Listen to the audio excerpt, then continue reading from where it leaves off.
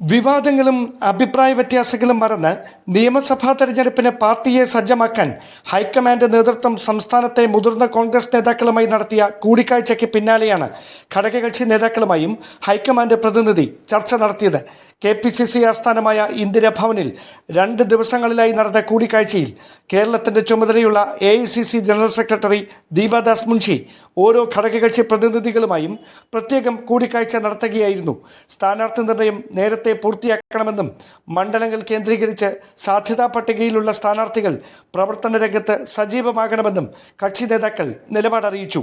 മുന്നണിയുടെ പൊതുനിലപാടിന് വിരുദ്ധമായി മാധ്യമങ്ങളിലൂടെ പരസ്യ പ്രതികരണങ്ങൾ നടത്തി വിവാദങ്ങൾ ഉണ്ടാകാതിരിക്കാൻ ഹൈക്കമാൻഡിന്റെ ഇടപെടൽ ഉറപ്പുവരുത്തണമെന്നും ദീപാദാസ് മുൻഷിയോട് നേതാക്കൾ അഭിപ്രായപ്പെട്ടു. അനുകൂല രാഷ്ട്രീയ സാഹചര്യം അവസരമാക്കി മാറ്റാൻ നേതൃനിരയിലെ ഐക്യം സുപ്രധാനമാണെന്നും താഴെത്തട്ടിലും അത് ഉറപ്പുവരുത്തണമെന്നും ലീഗ് ഉൾപ്പെടെയുള്ള ഘടകകക്ഷികൾ AICC ജനറൽ സെക്രട്ടറിയോട് വ്യക്തമാക്കി. കോൺഗ്രസ് പാർട്ടിയുടെ നേതാവും ആയിട്ട് ദീപാദാസ് മുൻഷിയായിട്ട് നടത്തിയ ഡിസ്കഷൻ പാർട്ടിയിൽ വെക്കുക, പാർട്ടിയിൽ ചർച്ച ചെയ്യുക, അതുപോലുള്ള കാര്യങ്ങൾ മാത്രമേ പറ്റുള്ളൂ.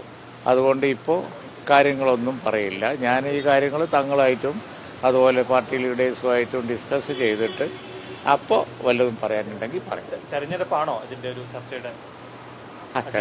തെരഞ്ഞെടുപ്പിന്റെ പശ്ചാത്തലത്തിൽ എല്ലാ ഘടകകക്ഷികളുമായിട്ടും അവർ നടത്തുന്ന ചർച്ചയല്ലേ, തീർച്ചയായും പിന്നെ അത്തരം കാര്യങ്ങൾ തന്നെയാണല്ലോ. പക്ഷേ ചർച്ചയുടെ ഡീറ്റെയിൽസ് ഒന്നും ഫലപ്രദമായ കൂടിക്കാഴ്ചയായിരുന്നു. ഞങ്ങൾക്ക് ആവശ്യങ്ങളൊന്നുമില്ല, ഒറ്റ ആവശ്യമേ ഉള്ളൂ, അടുത്ത തവണ UDF അധികാരത്തിൽ വരണം. ഇന്ന് നിലവിലുള്ള ഗവൺമെന്റിനെതിരെ ശക്തമായ ജനരോഷം നിലനിൽക്കുന്നു എന്നുള്ളത് വസ്തുതയാണ്. അത് UDFന് അനുകൂലമായി പോസിറ്റീവായി വോട്ടായി മാറുന്ന സാഹചര്യം ഉണ്ടാകണം.